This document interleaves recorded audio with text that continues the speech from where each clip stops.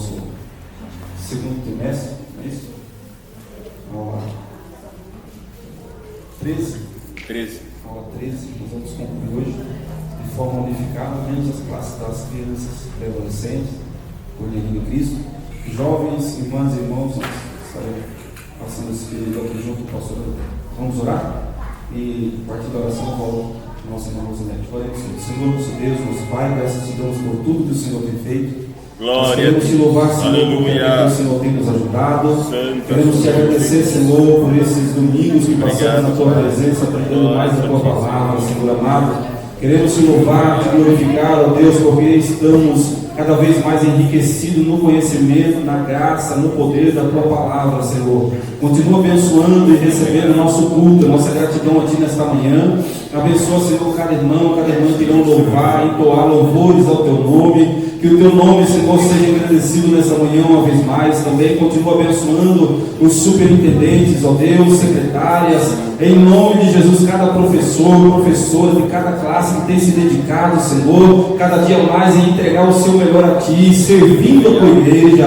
É para isso que o Senhor tem nos chamado, obreiros, professores, para trabalhar na tua obra, trabalhar, Senhor, em prol da tua igreja, em prol de vidas e crescimento de vidas, ó Deus. Na tua presença, continua também abençoando a vida do professor, pastor André, nessa manhã, que irá lecionar, ó Deus, a tua palavra aos nossos corações. Que a porta da palavra esteja aberta, Senhor. Que uma vez mais o Senhor venha usar o teu servo, como sempre tem usado, para a glória do teu nome. Nós te agradecemos por tudo, em nome de Jesus. Amém. Abençoando a todos com a paz do Senhor Jesus. Amém. Convido as irmãs do louvor. A gente louvar junto com o Senhor.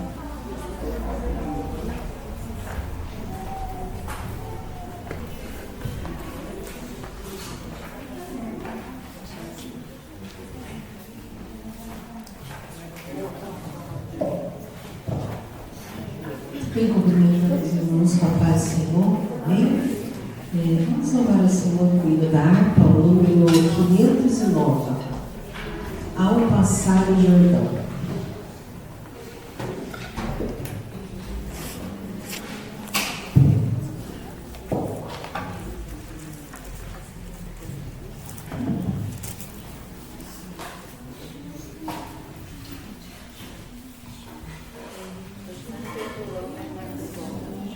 Hoje nós vamos no Senhor, irmãos. É muito bom ver a igreja louvar a Deus. Amém.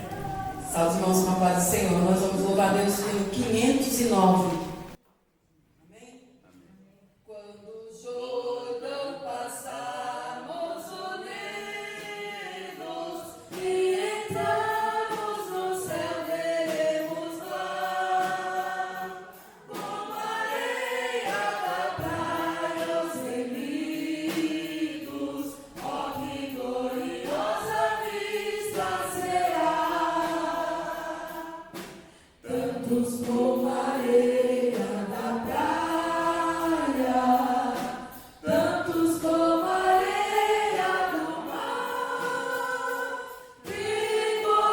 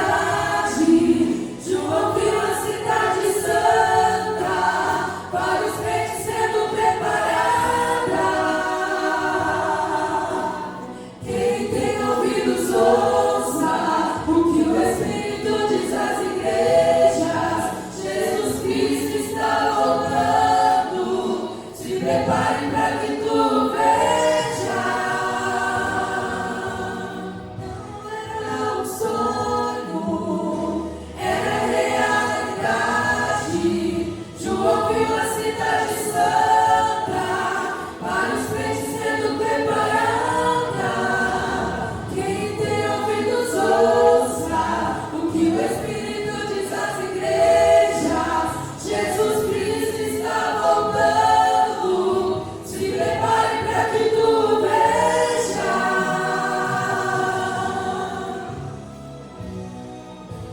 João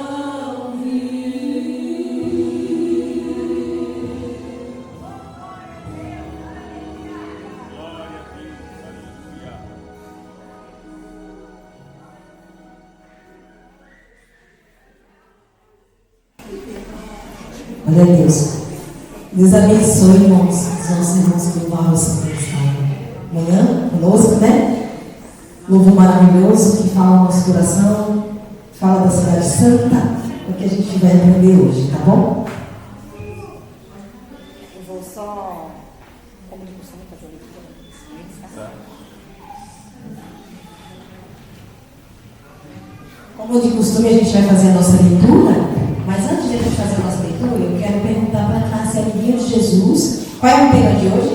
Jesus me ensina a me preparar para a sua volta. Olha lá. Aleluia. Olha o tema das criancinhas, né? Glória a Deus. Está tudo em sintonia. Glória a Deus. Classe Cordeirinho de Cristo. Papai do céu abençoa quem ora. Papai do céu abençoa quem ora. Classe Dependente de Cristo. Deus amoroso. Deus E amoroso. Deus amoroso. E o tema da nossa lição, quem sabe? Celestial. Muito bem. Vamos ler lá em Apocalipse. Se tiver alguém aqui sem a lição, está lá no capítulo 21, versículo 29, do 9 ao 14, tá bom? Depois a gente vai para o versículo, no capítulo 22, do 1 ao 5. Primeiro no capítulo 21, do 9 ao 14. Como de costume, hoje, como vai ficar bonito o nosso encerramento, vamos fazer o seguinte: vamos ficar de pé. É a leitura oficial da palavra de Deus, vamos ficar de pé. Daí eu vou ler o versículo 9, a igreja, todos juntos, vai ler o 10, tá bom? Aí eu vou ler o 11 e assim a gente prossegue.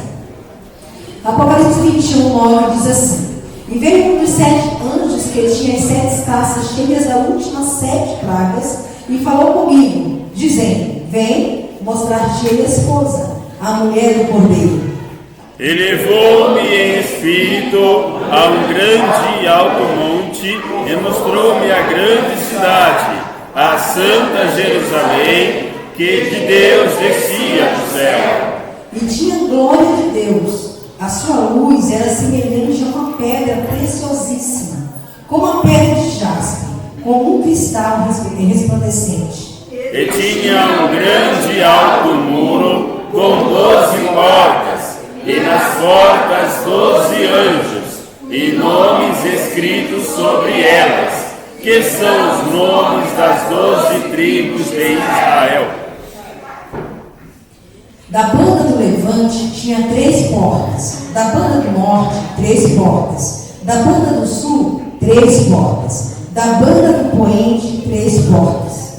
E o muro da cidade tinha 12 fundamentos, e neles os nomes dos 12 apóstolos do Cordeiro. Agora capítulo 22 primeiro. E mostrou-me um rio puro da água da vida, claro como um cristal, que procedia do trono de Deus e do Cordeiro. No meio da sua praça, e de uma e da outra banda do rio, estava a árvore da vida, que produz 12 frutos, dando seu fruto de mês em mês, e as folhas da árvore são para a saúde das nações. E ali nunca mais haverá maldição contra alguém. Nela estará o trono de Deus e do Cordeiro, e os seus servos o servirão. E verão o seu rosto, e na sua testa estará o seu nome. E ali não haverá mais noite. Vamos todos juntos? 1, 2, 3. E ali não haverá mais noite, e não necessitarão de lâmpada, nem de luz do sol, porque o Senhor Deus os alumia, e reinarão para todo sempre. Glória a Deus. Vira sua cabeça. Vamos fazer essa oração? Senhor, meu Deus justo e santo, Pai, Tu és misericordioso, Tu és grandioso, Senhor. Te bendizemos aqui nesta manhã, Te louvamos por mais uma semana. Te louvamos, ó Pai, por esta oportunidade que o Senhor tem nos dado, pela Tua misericórdia, pela Tua graça, pela Tua bondade. Deus Santo, neste momento, intercedemos pela vida dos Teus servos, das Tuas servas, professoras, professoras, que vão ministrar, Senhor, a sua aula no dia de hoje, Pai. Pai, nós te louvamos por até aqui o Senhor tem nos ajudado. Pai, que Ele continua, Senhor, nos ajudando, capacitando, Pai, dando ao teu filho, a tua filha, força, graça, saúde, Pai, estrutura física, emocional, Pai, querido, controlando, Pai, toda a situação, Senhor, da vida dos teus filhos, ó Pai.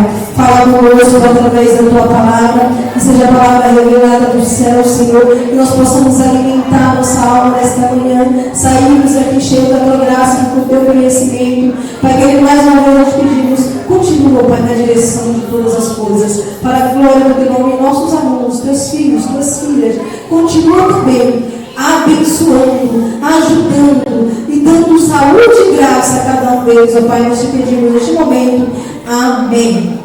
Amém. Uma boa aula a todos em nome de Jesus.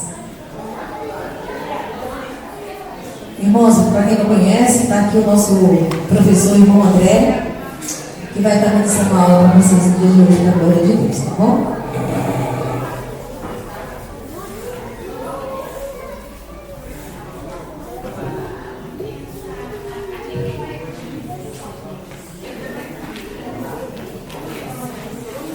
Glórias a Deus.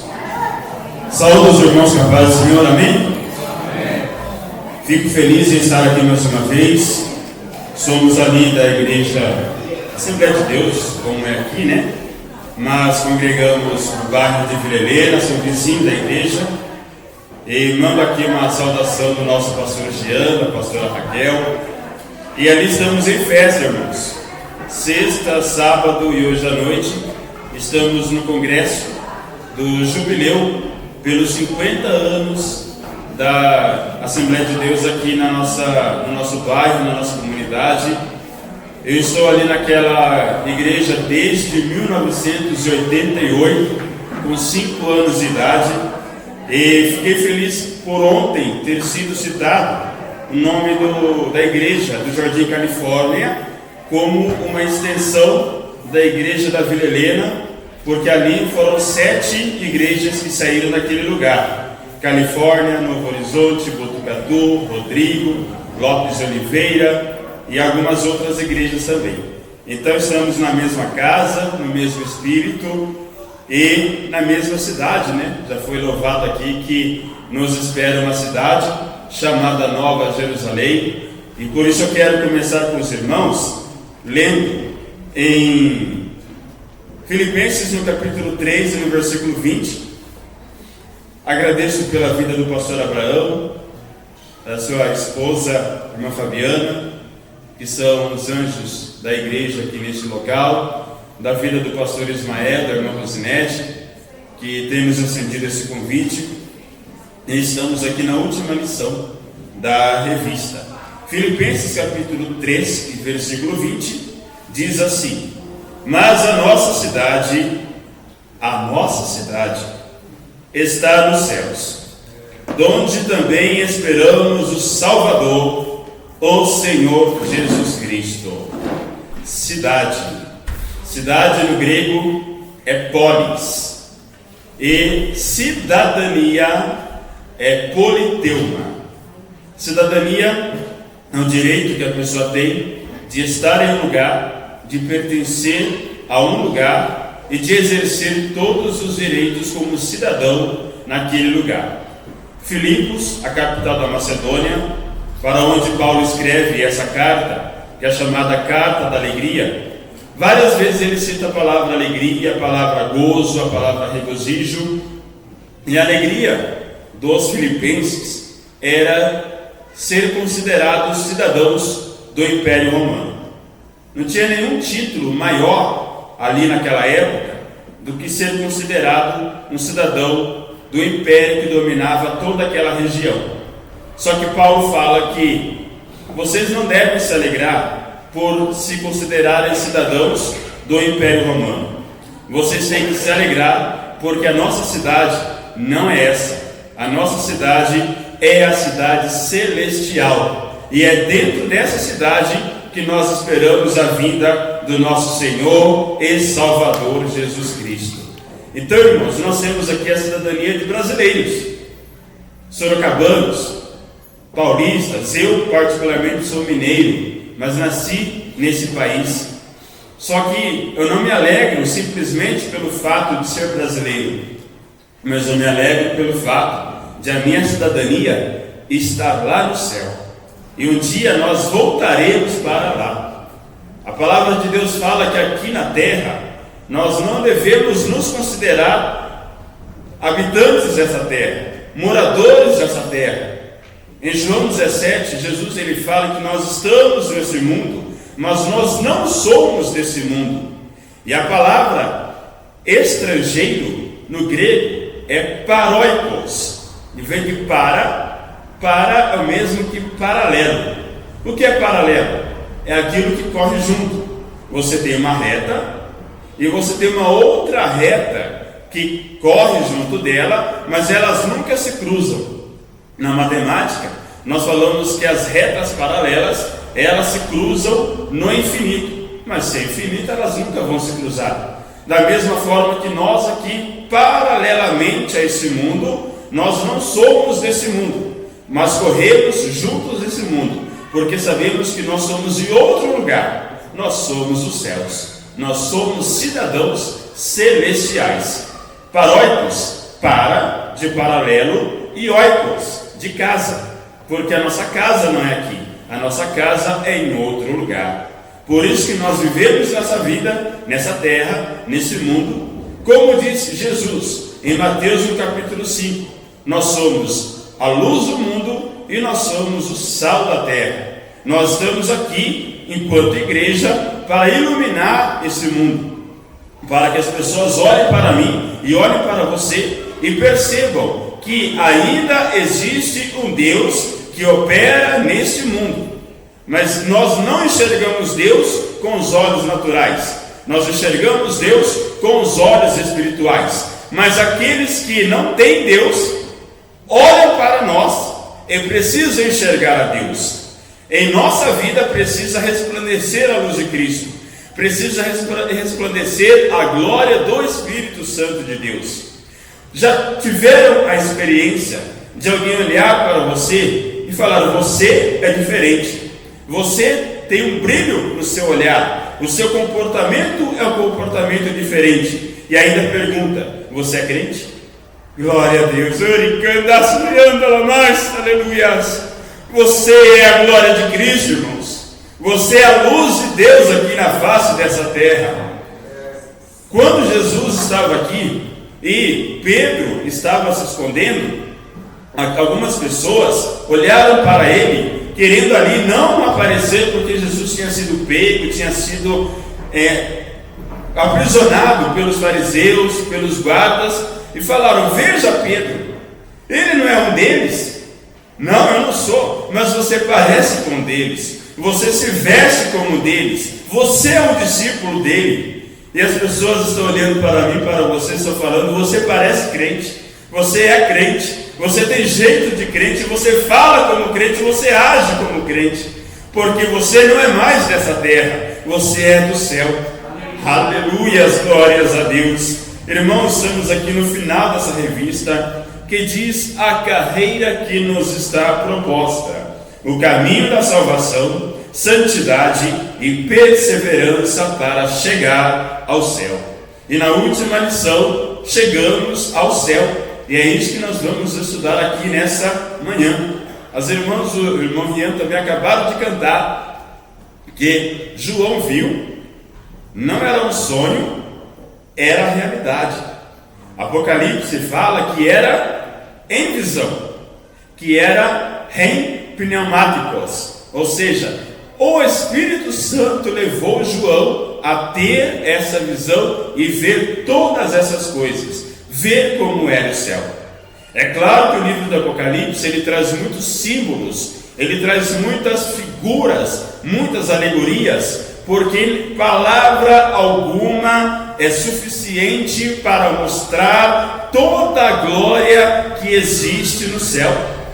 Qualquer idioma, seja o grego que foi escrito originalmente, seja o português, que é a língua que nós falamos e que foi traduzido, não tem nenhuma referência humana capaz de nos mostrar verdadeiramente como são as coisas lá no céu. Nós temos apenas sombras daquilo que vai ser quando chegarmos lá. A própria pessoa de Jesus Cristo, no seu corpo glorificado, e assim como nós seremos, e diz isso lá em 1 Coríntios no capítulo 15, nós não temos a dimensão de como será o nosso corpo quando chegarmos aos céus. O que sabemos é que a carreira do crente está dividida em 3 partes. A justificação, em 1 João capítulo 1, versículo 7 em diante, fala que o sangue de Jesus Cristo nos purifica, nos justifica de todo o pecado.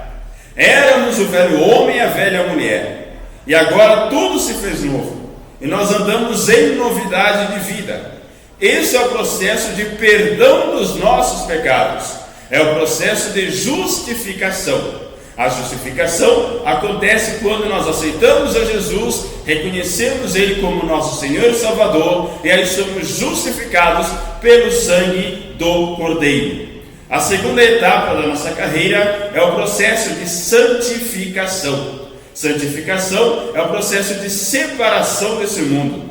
Se nós éramos a imagem e semelhança do homem, pelo pecado de Adão e de toda a sua descendência, com a nós nos incluímos, quando nós aceitamos a Jesus, nós passamos a ser imagem e semelhança do Criador, porque nós temos os mesmos atributos de Deus. Nós agimos com amor, nós agimos com justiça, nós agimos evitando o pecado, separando-nos do mal, assim como o Senhor é, nós precisamos ser também. E aí, Provérbios capítulo 4, versículo 18, fala que a carreira do justo, a vereda do justo, é como a luz da aurora, que vai brilhando, brilhando, até ser dia perfeito. Não é que nós não vamos mais pecar, nós pecamos, nós ainda temos a natureza do velho homem, mas nós não vivemos na prática do pecado, como está em 1 João capítulo 4, versículo 13. Aquele que é nascido de Deus não vive na prática do pecado, mas nós alimentamos o nosso lado espiritual, porque nós queremos ser parecidos com Jesus, nós queremos ser parecidos com Deus. Em 1 Coríntios, no capítulo 11, no versículo 1, fala: sede meus imitadores, assim como eu sou de Cristo. Do mesmo jeito que Paulo, ele se esforçou para ser parecido com Cristo, ele queria que os seus ouvintes, que os seus leitores, que os seus discípulos tivessem ele como referência, porque ele buscava em Cristo a sua referência. Sede meus imitadores, assim como eu sou de Cristo. E a terceira etapa da carreira cristã é a glorificação. Essa glorificação ocorrerá no dia do arrebatamento. Em 1 Tessalonicenses, no capítulo 4, fala que isso é para consolarmos uns aos outros, porque muitos haviam se entristecido por aqueles que morreram, tiveram uma vida de santidade, de piedade e faleceram. Eles estavam esperando ainda no primeiro século da igreja, da era cristã, ainda naquele tempo, Jesus vir. Por isso que Paulo, quando ele fala para os Tessalonicenses, ele fala: e depois nós, os que estivermos vivos, subiremos.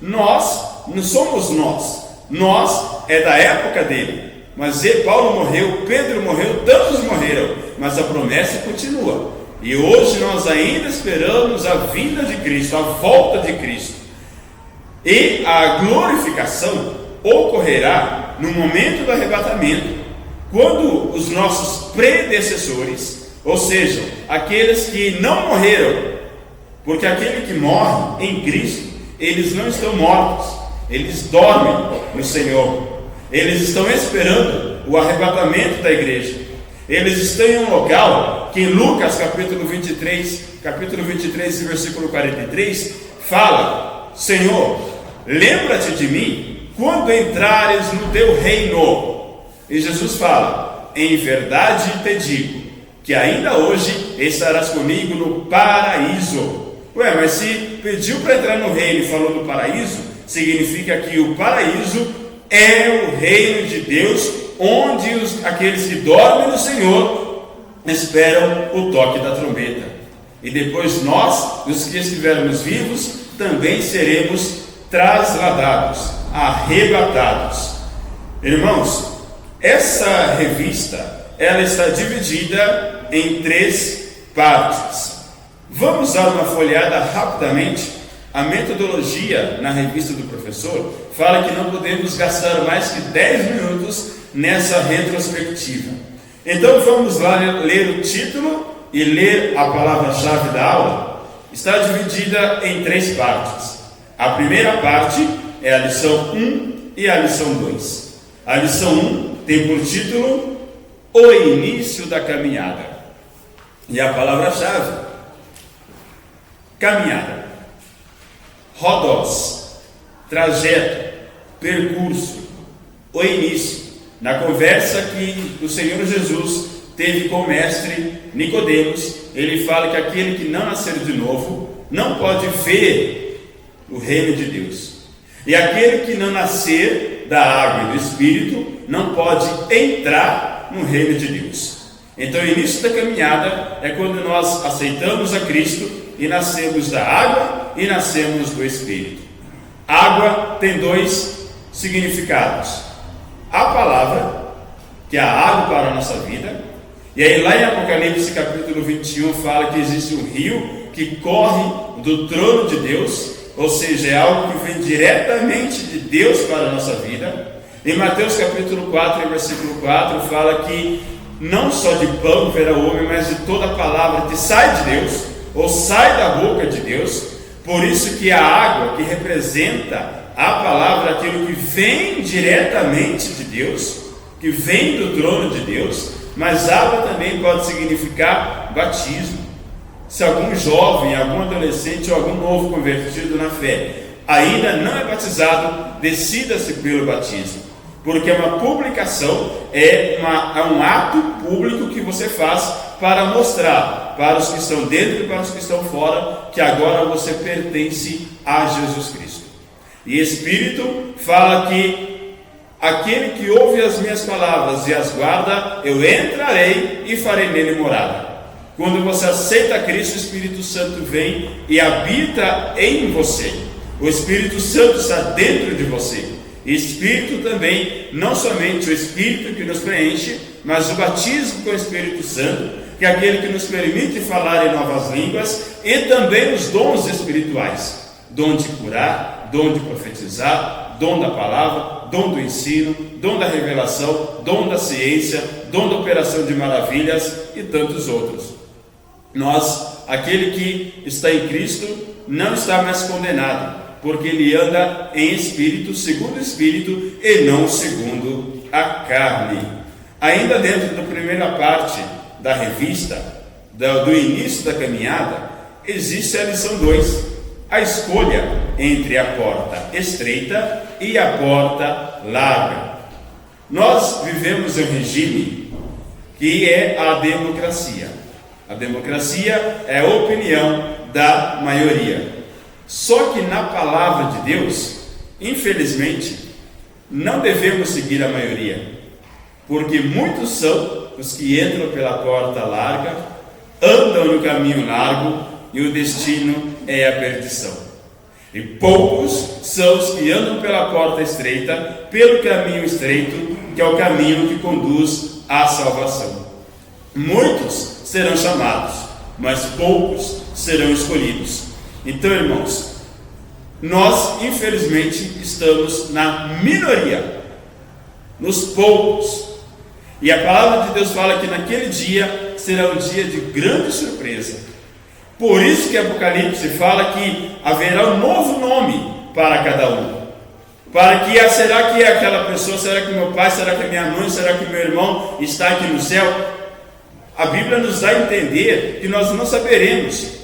Porque se eu descobrir que a minha esposa, que o meu filho, para quem eu preguei, para quem eu convidei, para quem eu chamei para ir na igreja, para aceitar a Jesus, não aceitou, isso vai me entristecer. E lá no céu não haverá tristeza.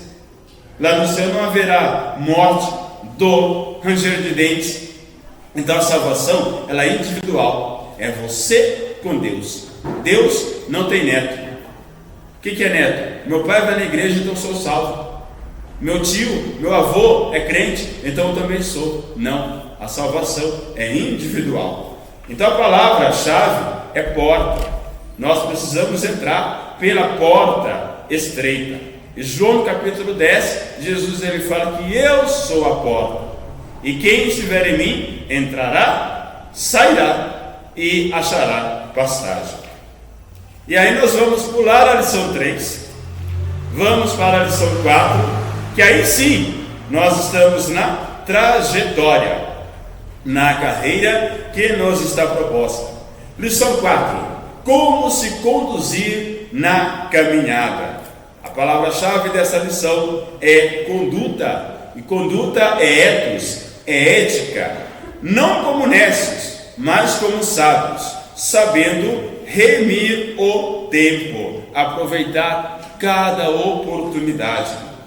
Lição de número 5, nessa mesma trajetória, nessa mesma carreira, nós teremos inimigos, e nós vemos que os inimigos são o mundo e toda a sua concupiscência, a carne e todo o seu desejo, e o diabo, Satanás, o inimigo de nossas almas. Continuando, lição de número 6, as nossas armas espirituais. A leitura bíblica em classe faz referência à tentação de Jesus no deserto. E como Jesus venceu o inimigo no deserto? Através da palavra. Efésios capítulo 6, versículo 10 em diante, fala da armadura espiritual. Toda a armadura do crente para resistir às astutas ciladas do diabo e possais estar firmes no dia mau, falam de armas de defesa. É o capacete da salvação, a couraça da justiça, o cinturão da verdade, calçando os seus pés com a preparação do evangelho da paz, o escudo da fé, com o qual podereis apagar os dardos inflamados do maligno. Mas só tem uma arma de ataque: a Bíblia, a palavra de Deus. E é justamente essa arma que Jesus utilizou no deserto para vencer as investidas de Satanás. Lição de número 7, o perigo da murmuração, da reclamação. O crente não tem que reclamar, o crente tem que adorar, o crente tem que confiar, o crente tem que entregar toda a ansiedade aos pés do Senhor, porque Ele tem cuidado de nós, lançando sobre Ele toda a nossa ansiedade. Murmuração. Eu imagino, irmãos, eu não sei se alguém aqui já teve a experiência de estar dirigindo e ter um cachorro latindo atrás de você. Você está dirigindo e de repente o cachorro está lá latindo, você para o carro. O que acontece? O cachorro olha para um lado, olha para o outro, como se ele falasse: é comigo? Do mesmo jeito é o crente quando reclama.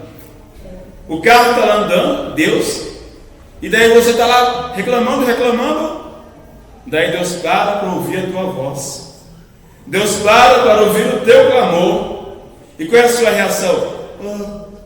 Você fica sem saber o que fazer.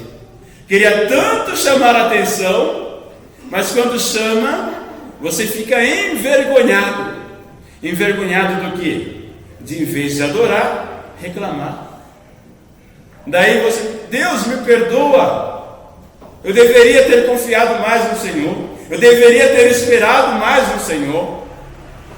E daí o Senhor, irmãos, Ele atende o teu clamor.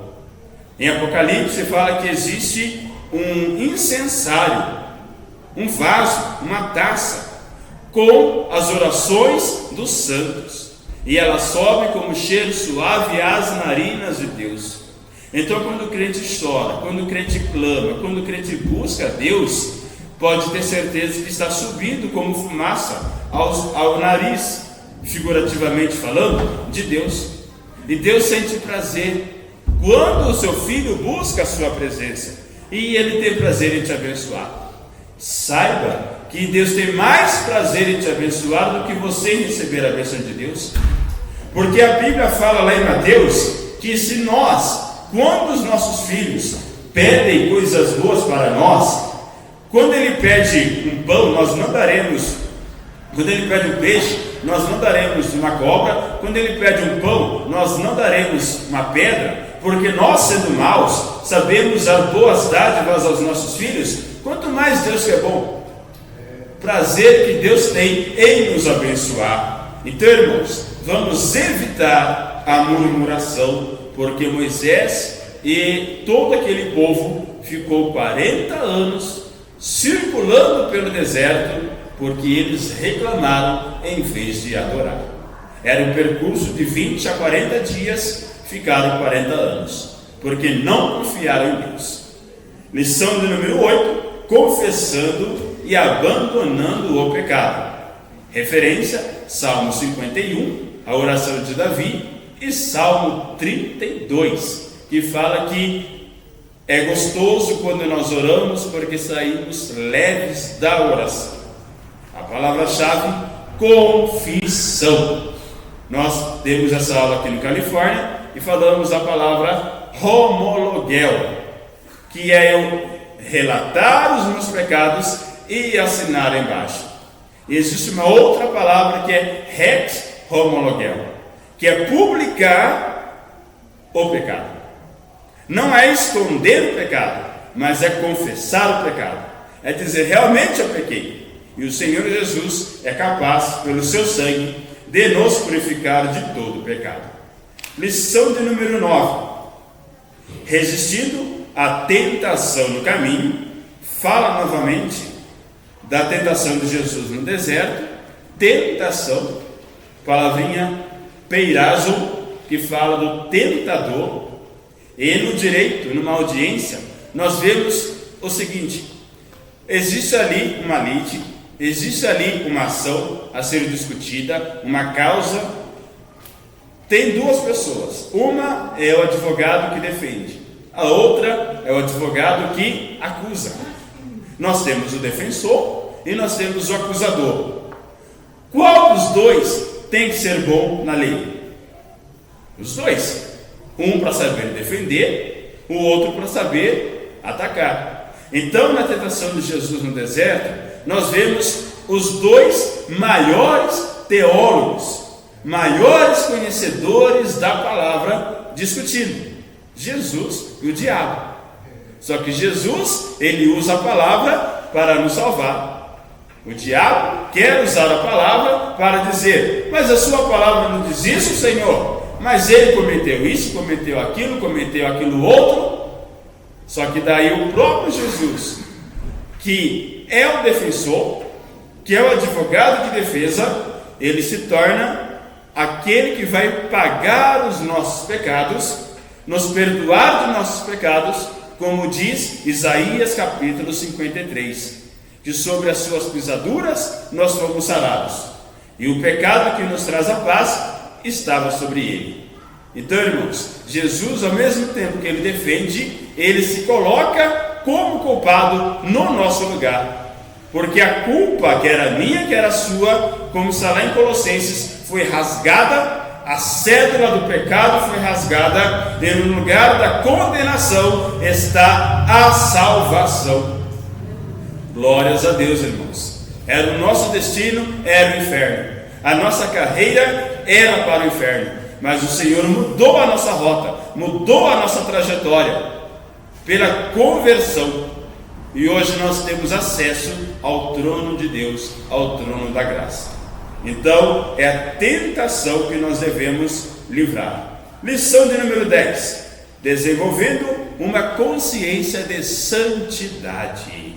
Já falamos que santidade é o mesmo que separação do mundo e separação do pecado. Na mitra, na tiara do sumo sacerdote, lá em Levíticos, fala que estava escrito Kadosh Adonai, santidade ao Senhor. E lá em Apocalipse fala que quando estivermos nas bodas do Cordeiro, teremos também na nossa testa o sinal de Deus, dizendo santidade ao Senhor, santidade ao Cordeiro. E aqui nessa terra, nós precisamos também viver uma vida de santidade. Amém? Continuando, lição de número 11, a realidade bíblica do inferno. No grego, nós temos duas palavras para inferno, que uma é Hades. Hades pode ser traduzido como a mansão dos mortos. E a outra palavra é Tártaros. Tártaros é o lugar de condenação das almas impuras. E existem algumas linhas teológicas que falam que na mansão dos mortos é onde está o paraíso. Eles usam como referência Lucas capítulo 16, que fala aqui do rico e Lázaro, que não é uma parábola, é uma realidade. Jesus explicando o destino do rico, que recebeu toda a glória aqui nessa terra, e o destino do Lázaro, que recebia chagas aqui nessa terra, mas os anjos o levaram para o seio de Abraão. Então, se mansão dos mortos é Hades, algumas linhas falam que Hades, que é a mansão dos mortos, existe um lugar provisório de tormento, chamado inferno, e um lugar provisório de recompensa, antes de chegar no céu, chamado de paraíso. Só que nós não entendemos que paraíso e lugar de tormento estejam no mesmo ambiente, porque Lucas 16 fala que existe um grande abismo entre os que morreram com Cristo e aqueles que morreram sem Cristo. E nós, as pessoas que nós conhecemos, tiveram uma vida de santidade, tiveram uma vida buscando a presença de Deus, eles estão no paraíso. Do mesmo jeito que aquele ladrão na cruz recebeu aquela palavra de Jesus, dizendo que ainda hoje estaria com ele no paraíso, quando ele morre, ele vai para o paraíso. Do mesmo jeito que Lázaro também acontece a mesma coisa. Inferno, lá em Apocalipse 20, 21, fala que foi lançado o inferno no lago de fogo e de enxofre. Então o inferno não é um lugar definitivo também, é um lugar provisório, é um lugar de tormento para aqueles que não aceitarem a Cristo, viverem com Cristo, buscarem a Cristo ainda nessa vida, ainda nessa terra. Já vamos falar sobre o paraíso. E na segunda parte da revista, vai até a lição de número 12, a bendita esperança, a marca do cristão. Nós temos esperança do arrebatamento, do harpazon, da aparição de Jesus Cristo nas nuvens, com o toque da trombeta para buscar a sua igreja. Nessa volta de Jesus, apenas os salvos o verão, apenas os salvos ouvirão a trombeta. Mas o Apocalipse fala que existem 7 anjos com as 7 trombetas, com as 7 pragas ou 7 chagas. Mas por que a última trombeta? Se ainda haverão outras 7, para aquele que está em Cristo, vai ser o último toque. Aqueles que não estiverem em Cristo não ouvirão esse toque da trombeta do arrebatamento, mas ouvirão os 7 toques da trombeta que ocorrerão durante a fase da grande tribulação. Então, para nós que estamos buscando a presença de Deus, que queremos termos a marca do cristão, vai ser a última vez que ouviremos a trombeta, quando ela tocar. Se nós não ouvirmos, e de repente nós olharmos para a igreja, e vermos que vários irmãos já não estão aqui, mas aquele irmão se foi, aquele outro se foi, o pastor sumiu, você vai ouvir 7 trombetas, e cada trombeta vai ter uma chaga. Então se prepare, irmãos, para encontrares com o Senhor teu Deus, já nesse momento, porque serão 7 anos de muita dificuldade. E infelizmente, aqueles que estão com um pé no mundo e um pé na igreja, é que ficarão e vão pregar durante a tribulação. Você acha que é o mundo lá fora que vai falar, Jesus veio? Não. É aqueles que estavam na igreja, aqueles que conheciam a palavra, mas que não estavam preparados. Lembrem-se que em Mateus capítulo 25, as 10 eram virgens. As 10 eram noivas. Só que 5 se prepararam e 5 não. Ou seja, vamos dizer que os 10 estavam na igreja. Os 10 sabiam que o noivo ia voltar, mas 5 estavam preparados e 5 não.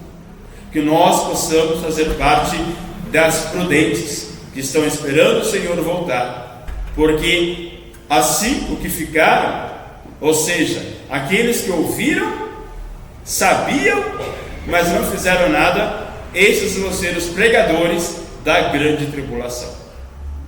Então vamos nos preparar. E aí, irmãos, a última fase da lição está lá na lição de número 3, por isso que nós pulamos, o céu, o destino do cristão, palavra-chave, céu, Uranus, e a lição de número 13, que é a lição de hoje, a cidade celestial. Palavra-chave, cidade, céu e cidade, cidade celestial. Na antiguidade, quando um rei assumia o seu reinado, assumia o seu poderio, eles criavam uma cidade e colocavam o seu nome na cidade. Alexandre o Grande tinha várias cidades, só que a principal era no Egito, chamada Alexandria. Constantino, imperador romano, fez ali, tinha já a cidade de Bizâncio, ele transformou aquela cidade, ele arrumou aquela cidade, e aquela cidade passou a se chamar Constantinopla, em homenagem a Constantino. Aqui no Brasil acontece a mesma coisa. Vocês sabem que o segundo presidente da República se chamou Floriano Peixoto. Qual é a capital de Santa Catarina? Florianópolis, em homenagem ao presidente. Então todo rei, o presidente, tinha ali uma cidade que mostrava a sua grandeza, que mostrava o seu poderio, que mostrava a sua pompa. E a Nova Jerusalém é a cidade de Deus. E nós somos súditos dessa cidade. A cidade celestial é o alvo de toda a nossa jornada, que iniciou com o novo nascimento e se consumará com a entrada pelos portões celestiais. Irmãos, a palavra de Deus no Novo Testamento tem apenas 3 passagens que falam do paraíso. Quem pode ler para mim? Lucas capítulo 23 e versículo 43.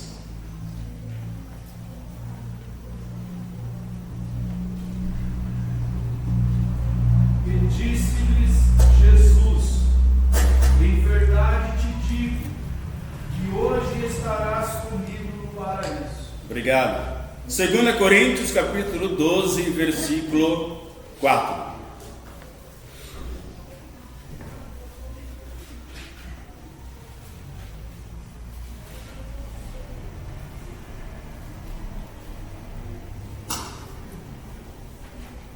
Foi arrebatado ao paraíso e ouviu palavras inefáveis, de que ao homem não é lícito falar. Foi arrebatado ao paraíso.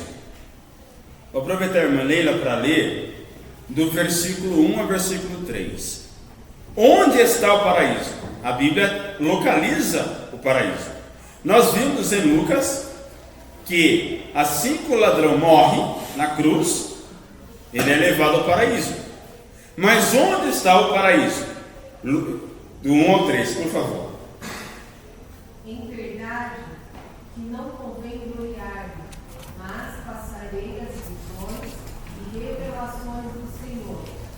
Conheço um homem em Cristo que há 14 anos, se no corpo não sei, se fora do corpo não sei, Deus o sabe, foi arrebatado até o terceiro céu. Amém. Até onde?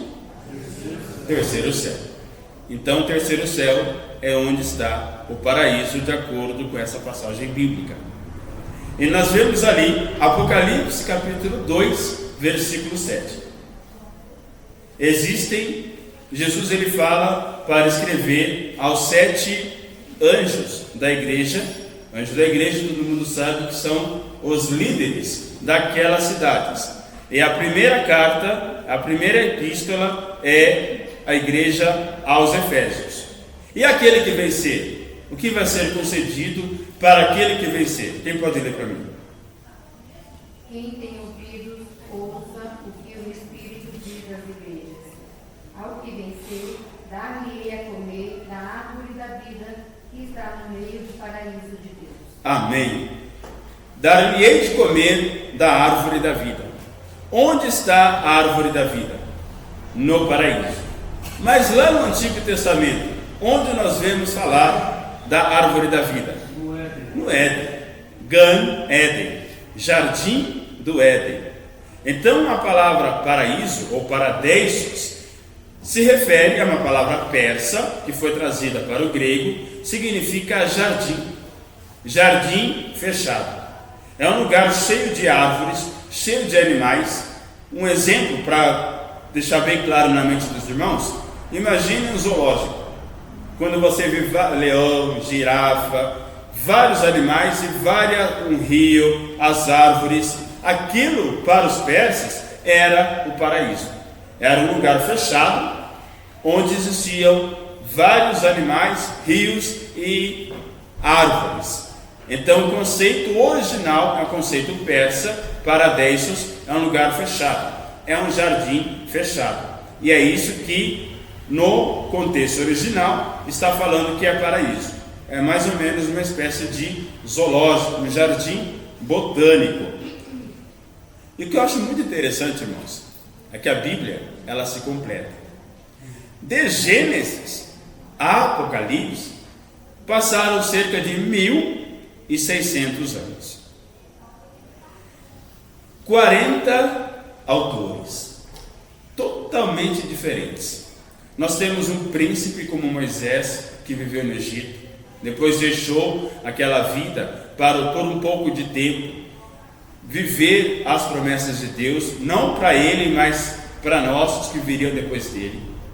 Nós temos pescadores, nós temos médicos, nós temos coletores de impostos, nós temos reis como Davi e Salomão, temos profetas, cada um com uma cultura, com uma educação diferente, mas eles foram instrumentos utilizados por Deus, de diferentes épocas, diferentes regiões, todas elas, claro, dentro de Israel, que é o povo que recebeu as promessas, mas através daquele povo a promessa se estendeu para toda a humanidade.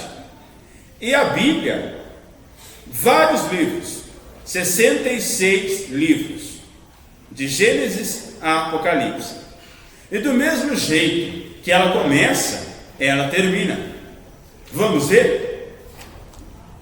Alguém lê para mim? Gênesis 1:1 e Apocalipse 21:1. Duas pessoas. Uma lê o primeiro versículo de Gênesis, a outra lê Apocalipse 21. Vamos fazer um contraste? Vamos fazer uma comparação?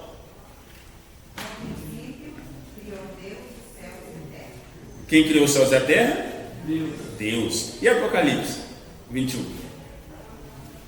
E vi um novo céu e uma nova terra, porque já o primeiro céu e a primeira terra passaram, e o mar já não existe. Então o mesmo Criador lá do primeiro céu, lá da primeira terra, é o mesmo Criador dos novos céus e da nova terra. Gênesis 1 e 10. E Apocalipse já foi lido. O mar já não existe. Gênesis 1 e 10. Quem pode ler para mim? E chamou Deus a porção seca terra, e ao juntamento das águas chamou mares, e viu Deus que era bom.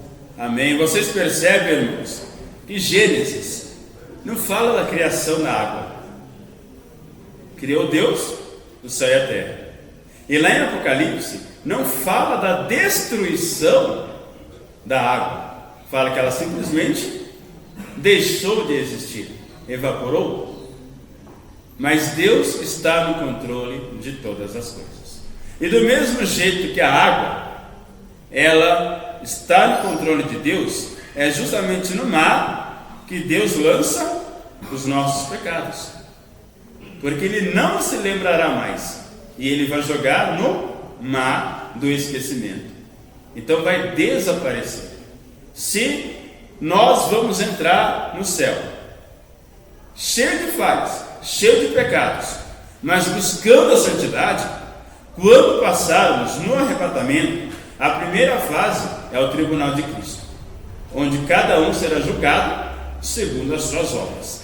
E aí nós receberemos roupas brancas, resplandecentes, de linho puro, mostrando que nós fomos julgados e encontrados sem defeito, sem pecado, santos.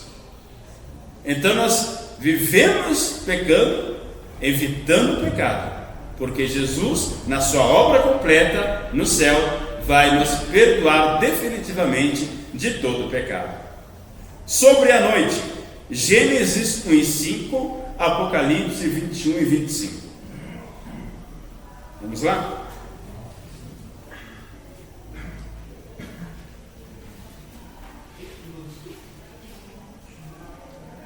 Gênesis 1 e 5.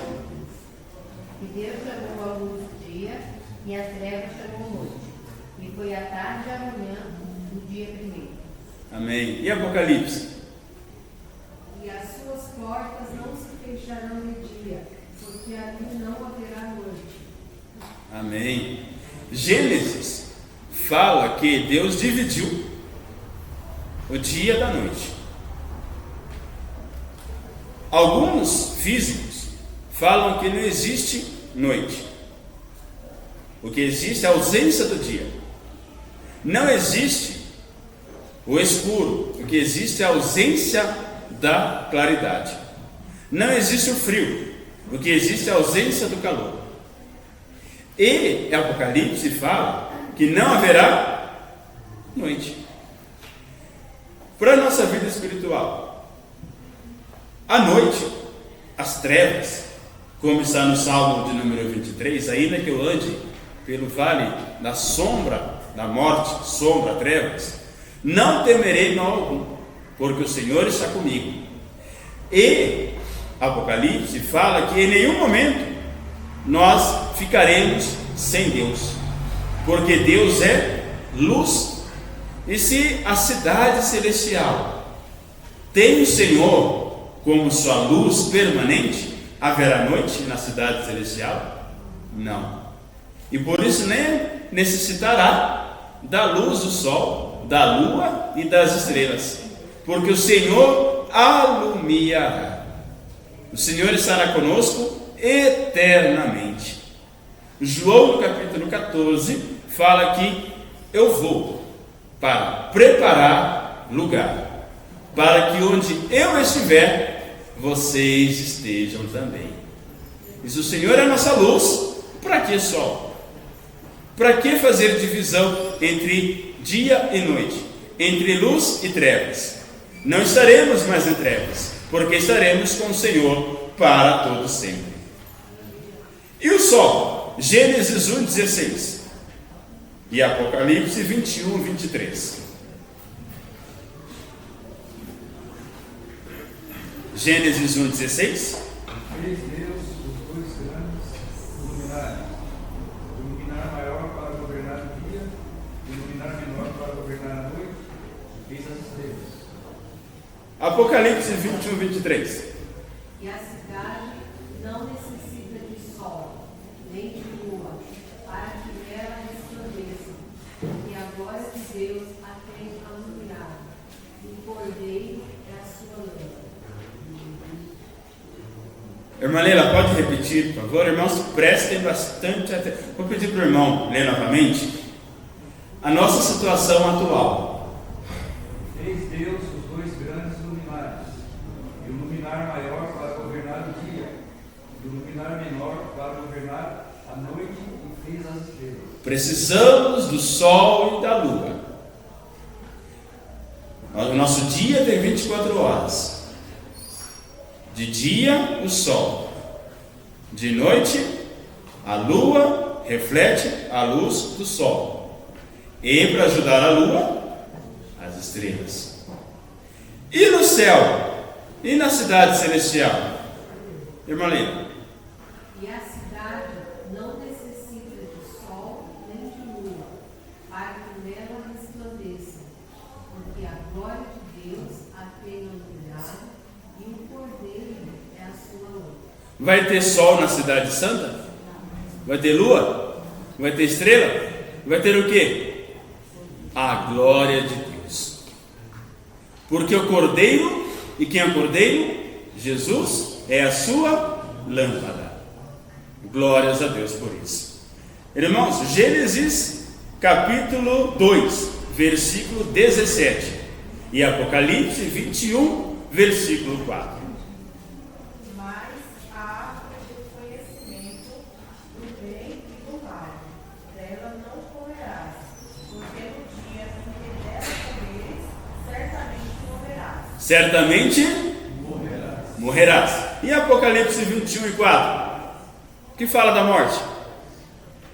E Deus limpará de seus olhos toda lágrima, e não haverá mais morte, nem pranto, nem clamor, nem dor, porque já as primeiras coisas são passadas.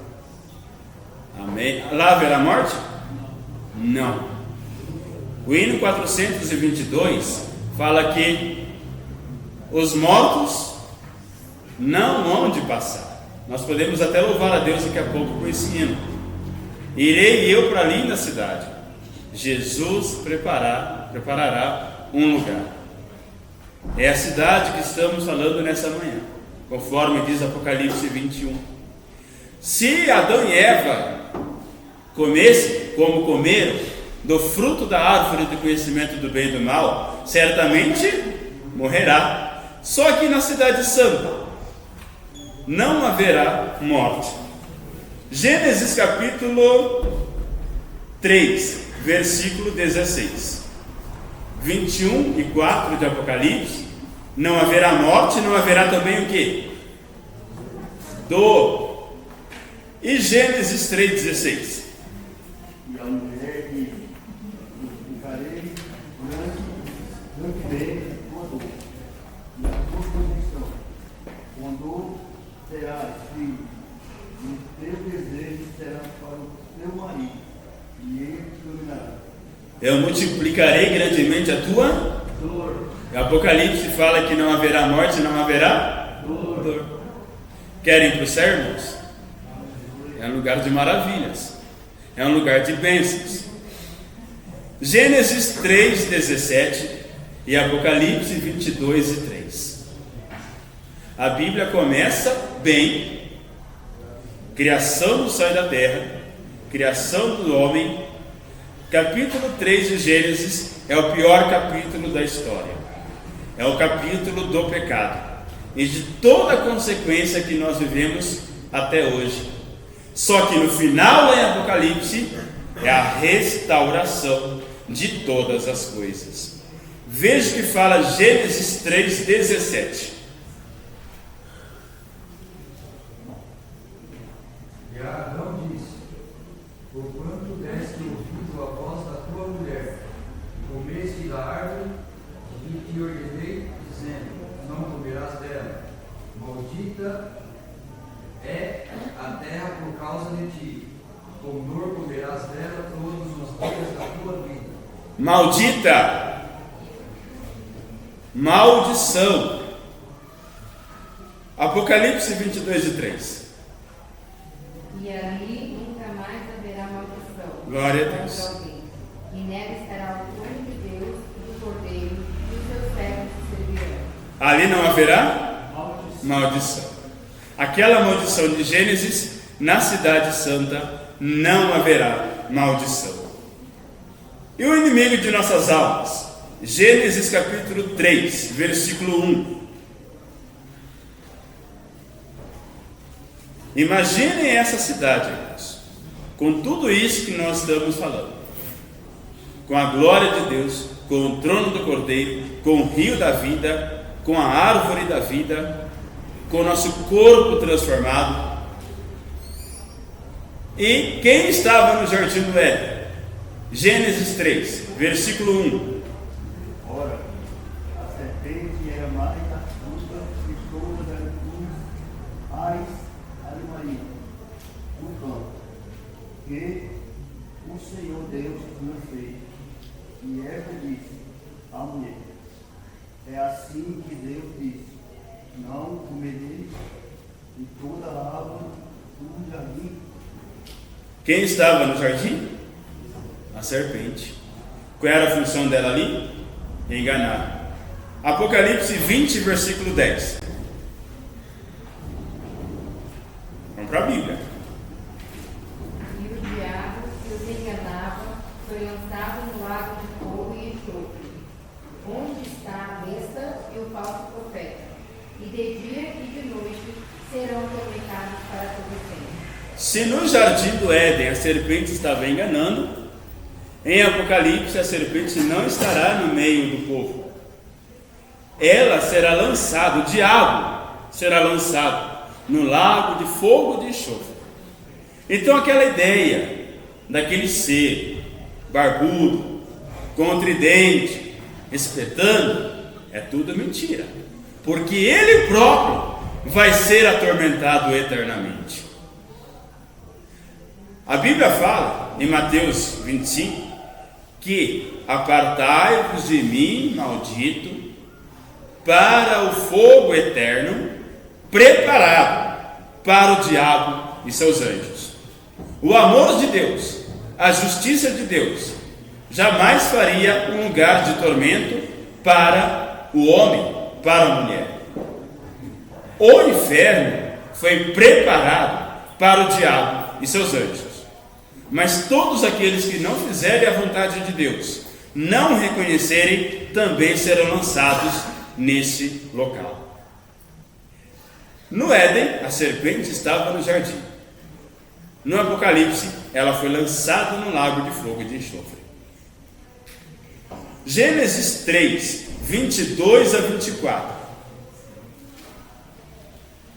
Então disse o Senhor Deus: eis que o homem é como um de nós, sabendo bem e o mal. Ora, pois, para que não estenda a sua mão, e tome também da árvore da vida, e coma, e vive eternamente, o Senhor Deus, pois, o lançou fora do jardim do Éden, para lavrar a terra de que fora tomado. E havendo lançado fora o homem, pôs querubins ao oriente do jardim do Éden, e uma espada inflamada que andava ao redor, para guardar o caminho da árvore da vida. Nessa passagem, nós vemos que o homem poderia ter continuado no Éden. Só que Deus não fez isso, porque disse que se ele permanecesse no Éden, ele comeria do fruto da árvore da vida. Ele acabou de comer o fruto da árvore do conhecimento do bem e do mal e pecou, porque isso foi desobediência. Deus falou para não comer.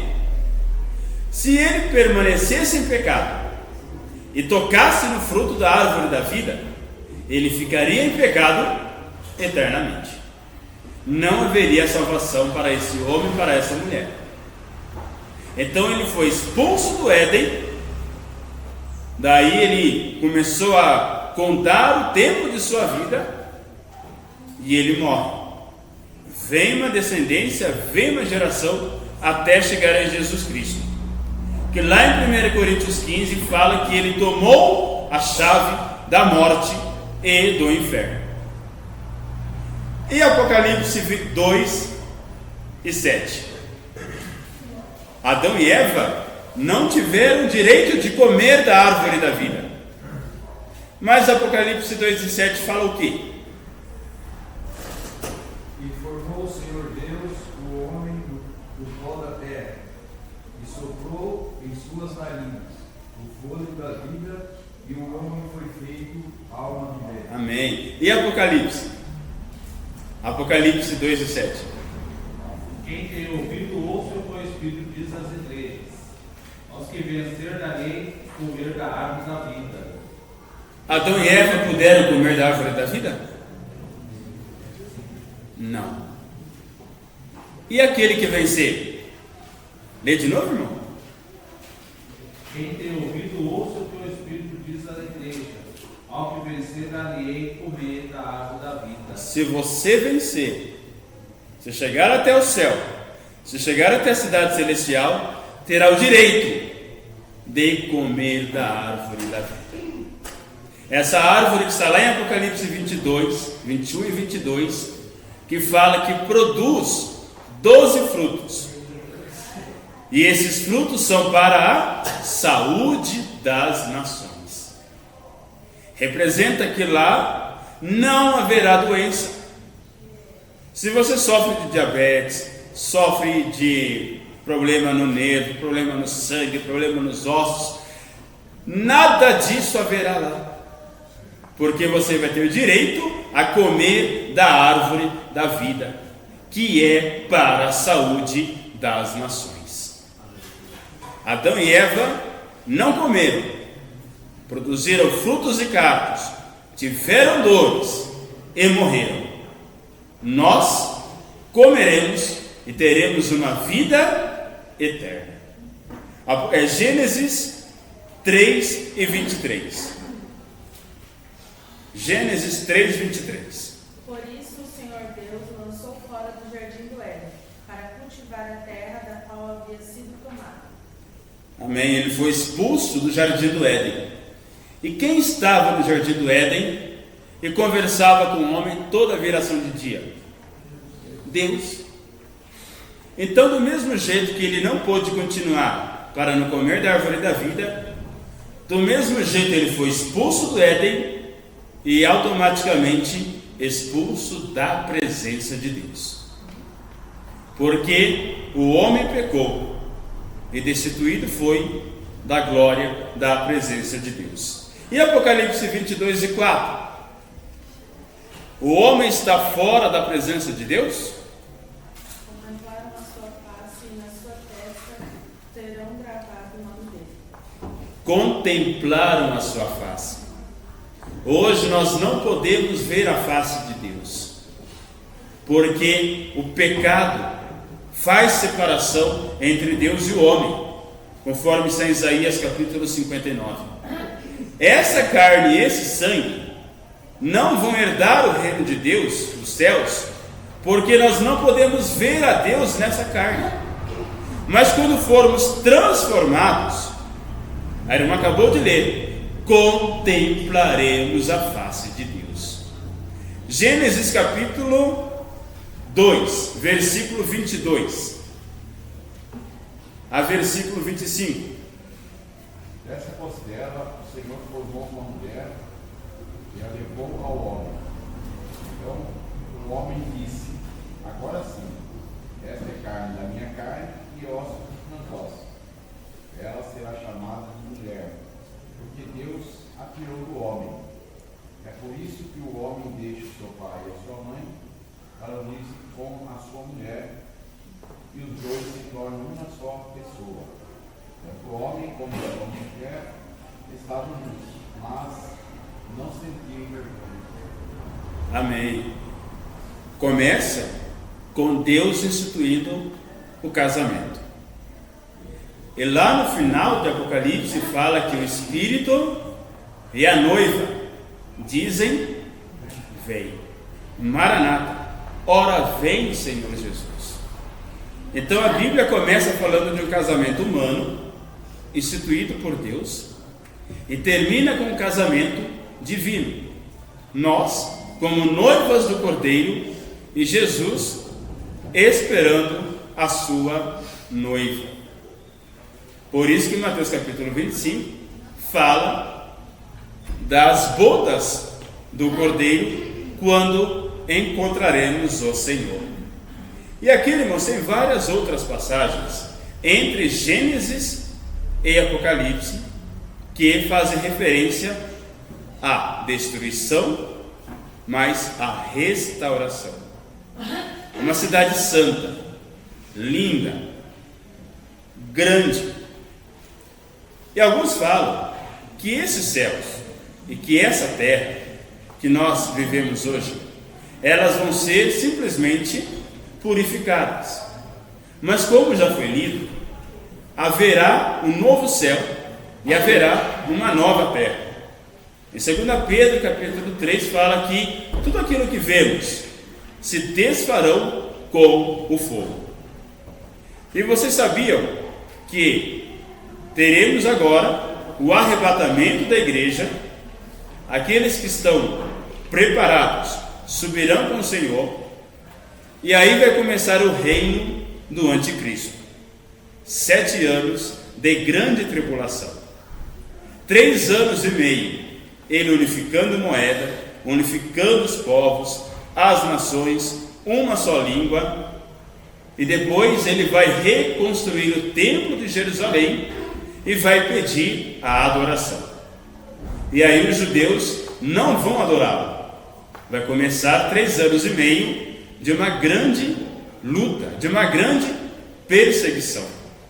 No final, depois de 7 anos, Jesus virá e vai lançar o falso profeta, a besta, no lago de fogo. Vai prender Satanás por 1000 anos. E durante esses 1000 anos, nós reinaremos com ele. Algumas linhas teológicas falam que durante os 1000 anos a igreja continuará no céu, porque Apocalipse fala que os salvos da grande tribulação ressuscitarão e vão haver tronos e eles reinarão com Cristo durante os 1000 anos. Mas eu quero acreditar que durante os 1000 anos nós estaremos nessa nova Jerusalém, nessa nova cidade, com um corpo glorificado, reinando juntamente com Cristo. E ele vai, ainda na Jerusalém terrestre, ser o rei. Depois dos 1000 anos, Satanás será solto, vai enganar a muitos, e aí ele vai ser lançado no lago de fogo e de enxofre. E aí a Bíblia fala que o primeiro céu, a primeira terra desaparecerão, e o mar já não existirá mais. E virá um novo céu, virá uma nova terra, só que antes disso haverá o trono branco. Todos aqueles que morreram sem Jesus vão continuar mortos durante o milênio. E daí só no trono branco eles serão julgados. Abrirão vários livros e o livro da vida. E as pessoas que estiverem na terra durante esses 1000 anos e morrerem, o livro da vida também vai ser para eles. E aí nós viveremos eternamente com Deus no novo céu, na nova terra e na nova Jerusalém. Imagine você uma cidade santa, adornada como uma esposa para o seu marido, como uma noiva para o dia do casamento. Essa cidade ela é em forma quadrada, cúbica. Todos os seus lados são iguais. Cada lado terão 3 portas. E cada porta é uma pérola. E no nome de cada pérola, de cada porta, vai ter o nome dos 12 filhos de Israel. Repita comigo: Rubem, Simeão, Levi, Judá, Issacar, Zebulon, Dan, Naftali, Gade, Aser, José e Benjamim. O que representa? Representa a validade do Antigo Testamento. Ah, mas eu só quero ler o Novo Testamento. O Antigo Testamento é para o judeu, não é para mim. Na cidade que você vai morar está o nome das 12 tribos de Israel. E essa cidade, que é em forma de jaspe, jaspe é uma pedra preciosa. É claro que é algo muito superior ao jaspe. Ela está sobre 12 fundamentos. E no nome de cada fundamento, os 12 apóstolos do Cordeiro. Quem são os 12 apóstolos do Cordeiro? Simão Pedro. Podem falar Simão Pedro? André. Tiago.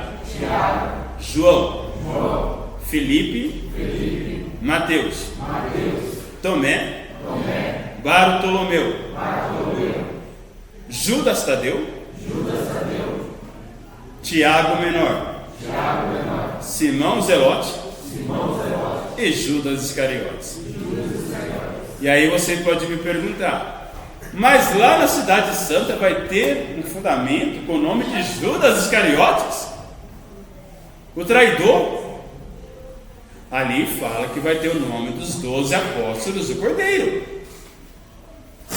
Será o Judas? Será o Matias? Atos capítulo 1 fala que houve uma eleição e Matias ocupou o bispado do Judas? Ou será o apóstolo Paulo, que foi Jesus que o chamou para dar continuidade na igreja? Aquele dia que saberemos, pastor Abraão. Hoje não sabemos, mas a Bíblia fala o nome dos 12 apóstolos do Cordeiro. E é interessante falar dos 12 apóstolos, que eles aparecem no Novo Testamento. Se os 12 patriarcas se referem ao Antigo, os 12 apóstolos se referem ao Novo. Ou seja, a Bíblia inteira tem que ser estudada e tem que ser acreditada. Tudo que está na Bíblia é para a nossa salvação. Amém, irmãos?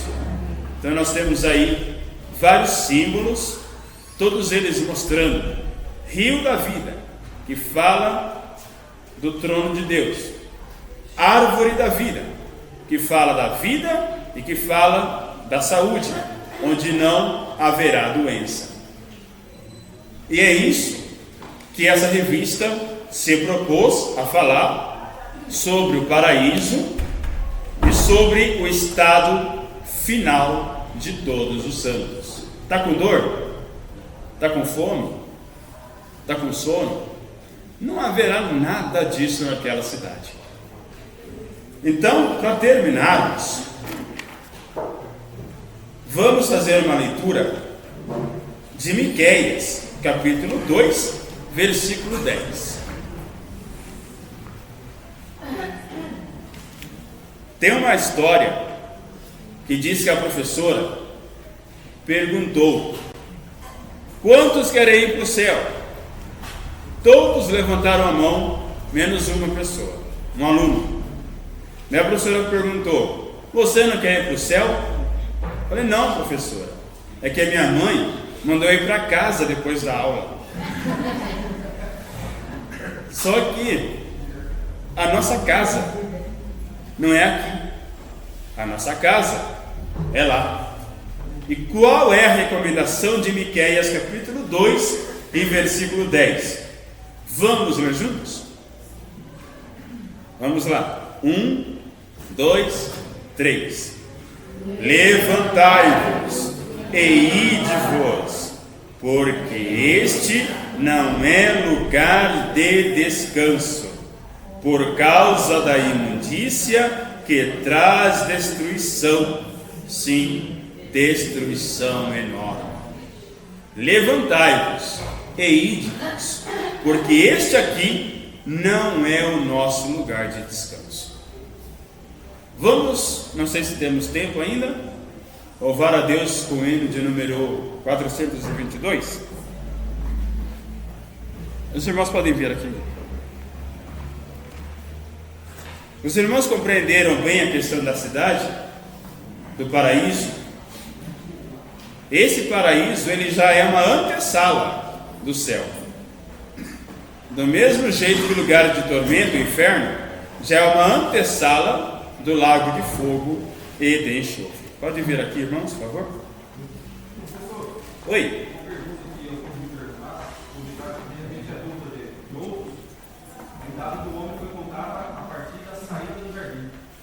Vamos ler Gênesis capítulo 5. Esse é o livro das gerações de Adão.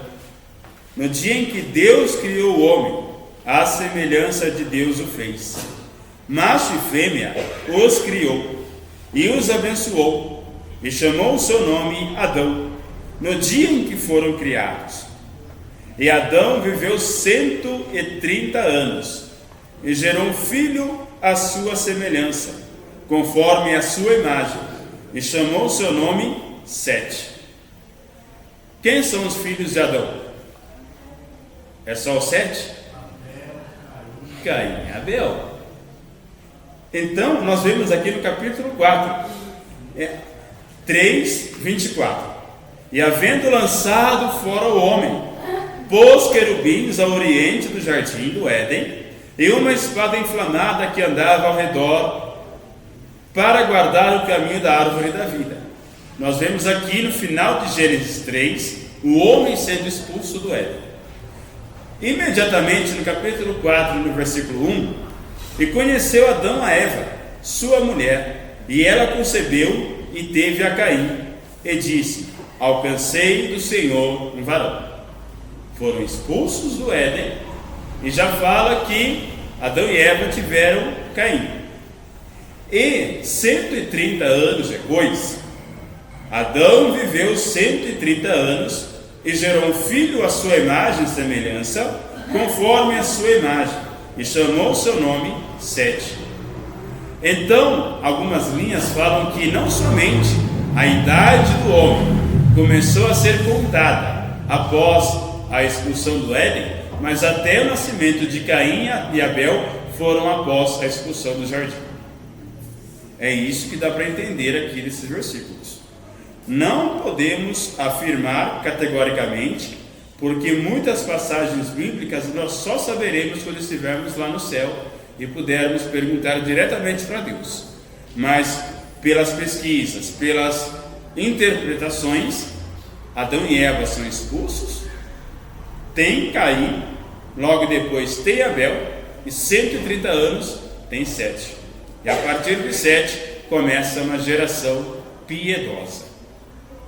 Do mesmo jeito que quando Caim mata Abel, a Bíblia fala que o sangue de Abel clama por justiça desde a terra. Será que o local que Abel foi assassinado, o sangue clamava a Deus? O sangue aqui está se referindo aos filhos de Abel, que falaram: Deus, queremos a justiça para o nosso pai. Não sabemos se é o sangue que caiu na terra ou se é o sangue da descendência de Abel pedindo a justiça.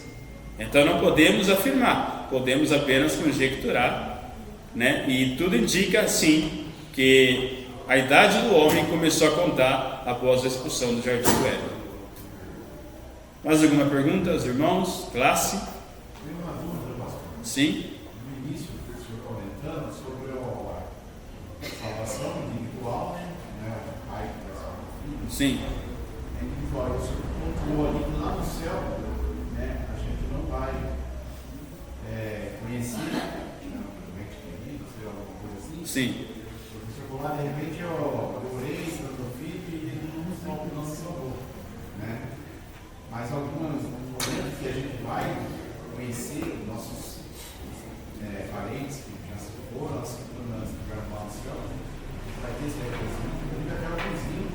Sim. A gente vai, quando a gente for arrebatado do céu, se a gente não programar, aqueles que morreram, foram arrebatados primeiro, depois nós ficamos só, nós vamos conhecer, por exemplo, meu filho, o pai, a mãe, enfim.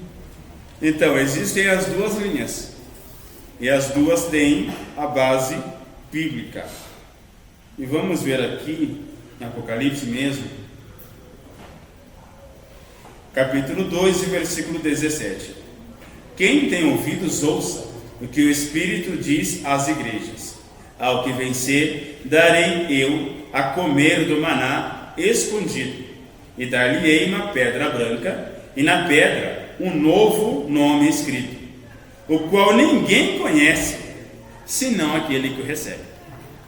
Se cada um vai receber um novo nome, como que eu vou identificar a outra pessoa pelo nome que tinha aqui na terra?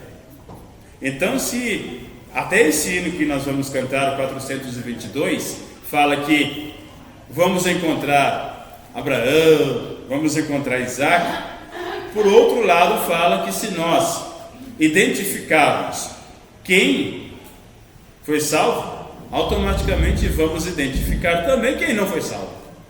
E aí, se nós soubermos que aquele que a gente tanto amava aqui na terra não foi salvo, haverá tristeza. E o céu não é lugar de tristeza.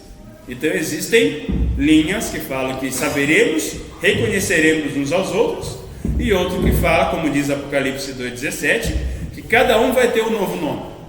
E ninguém, eu não vou saber o nome do Senhor no céu, e o Senhor não vai saber o meu. Então como que nós vamos conseguir nos identificar? Certo?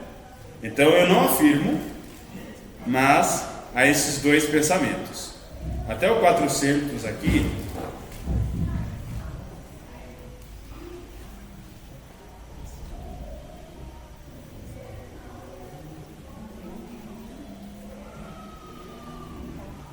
(422)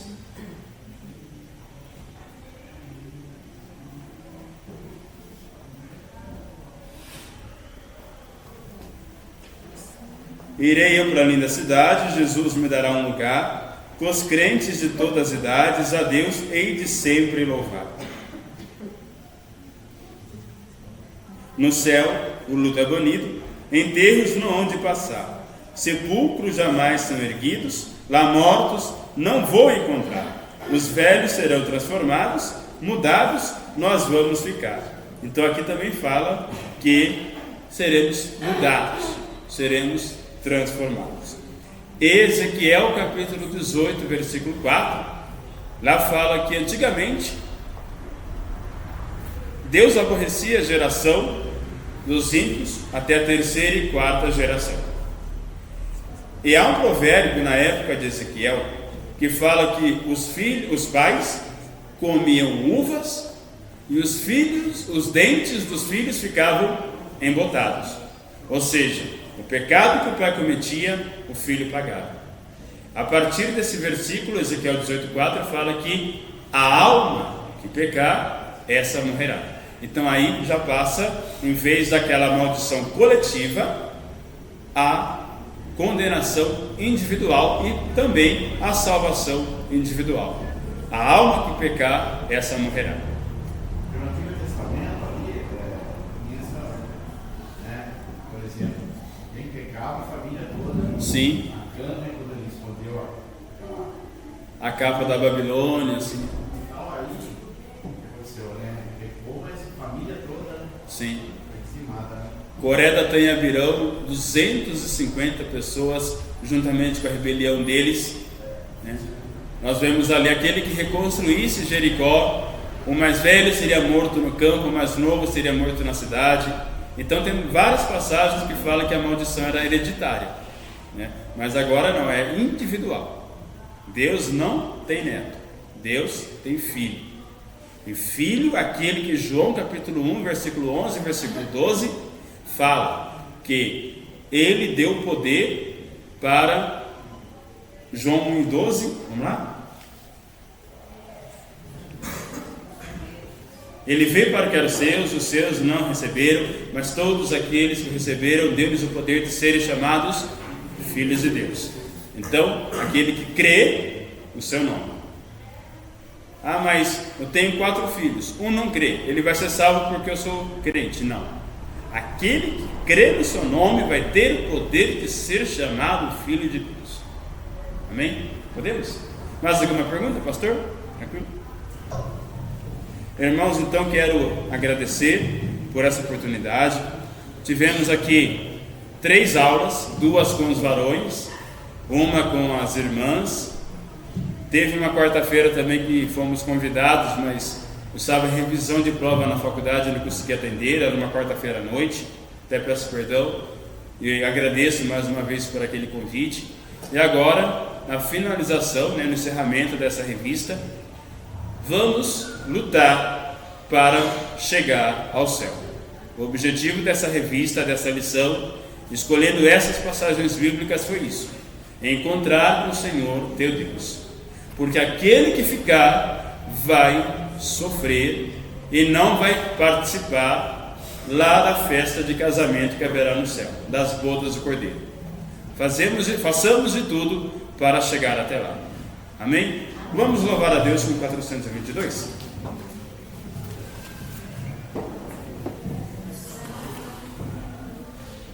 No céu.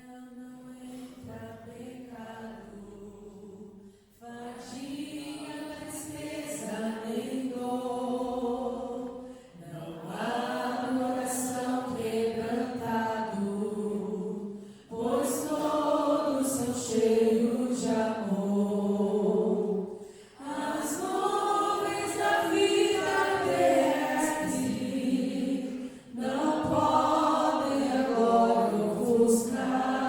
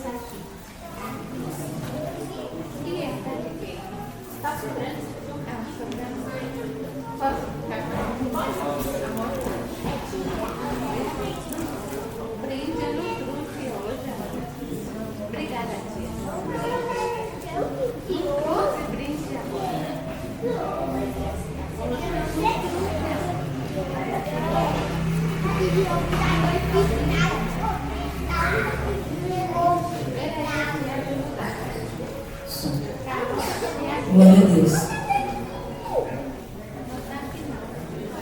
Quero saudar todos com a paz do Senhor Jesus, amém? Amém. Glória a Deus, somos o Poção Vitória, né? Mais um encerramento do nosso trimestre.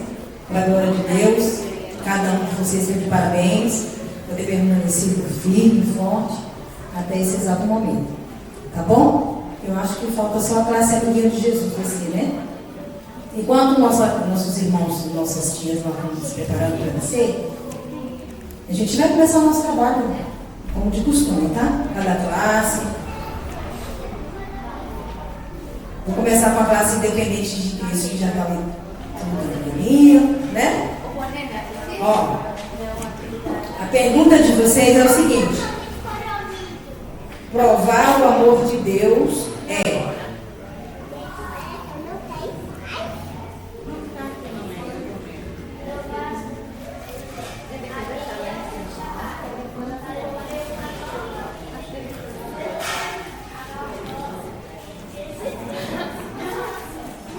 Muito bem.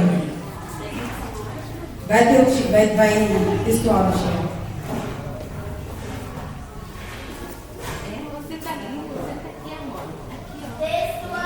Textual. Porque Deus amou o mundo tanto. Que deu seu único filho. Para que todo aquele que nele crê não morra. Mas tenha vida eterna. João capítulo 3, verso 16. O amor de Deus é grande!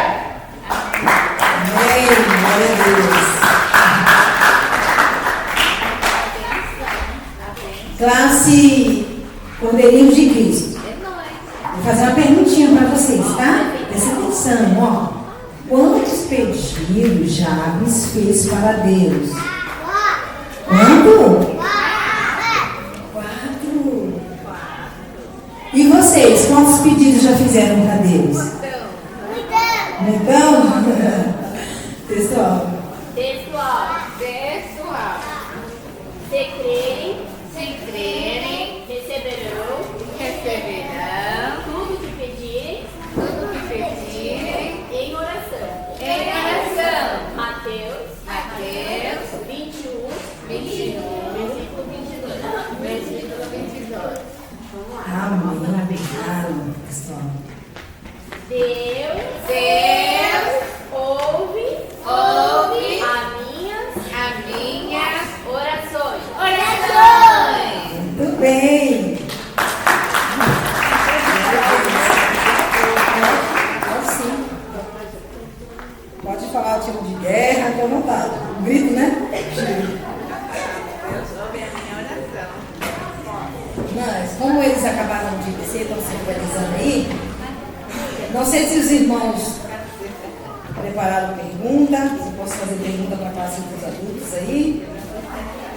Eu vou fazer uma pergunta só, para vocês responderem geral. Jovens com... Tá bom? Uma bem fácil. Sem olhar na revista. Eu não quero que vocês olhem na revista. Respondo todas essas sem olhar. Fica de pé, vocês vão responder de pé, todos vocês. Vamos lá? Jovem também. Não olhe na lição. Bem fácil. De onde virá a Nova Jerusalém? Do céu. Ai, foi fraco. Nossa. De onde virá a Nova Jerusalém? Do céu. Muito bem. Pode sentar. Viu como foi fácil? Nem precisa olhar na lição. Agora a classe da tia Inês, a menina de Jesus, fala assim, ó. De que preparação Jesus falava? Espiritual. Verdade. Só eles vão entender. Textual.